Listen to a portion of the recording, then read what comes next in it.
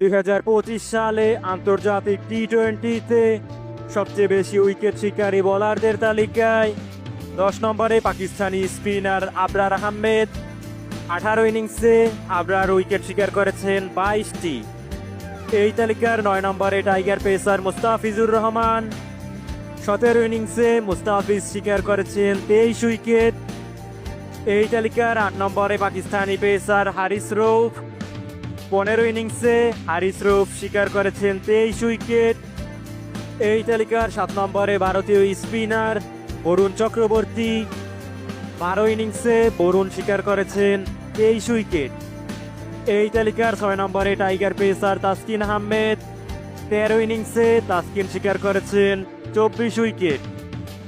এই তালিকার 5 নম্বরে পাকিস্তানি অলরাউন্ডার মোহাম্মদ নেওয়াজ।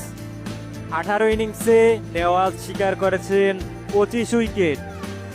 এই তালিকার 4 নম্বরে জিম্বাবুয়েন পেসার রিচার্ড এনগারাবা। 17 ইনিংসে এনগারাবা শিকার করেছেন 25 উইকেট। এই তালিকার 3 নম্বরে কিউই পেসার জ্যাকব ডাফি। 15 ইনিংসে ডাফি শিকার করেছেন 25 উইকেট। এই তালিকার 2 নম্বরে West Indian bowling allrounder Jason Holder. 18 ইনিংসে হোল্ডার শিকার করেছেন 28 উইকেট। এই তালিকার 1 নম্বরে tiger leg spinner Rishad Hossain.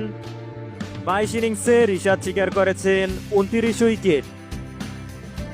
আপনার কাছে 2025 সালে সেরা বোলারকে জানাতে পারেন কমেন্টে।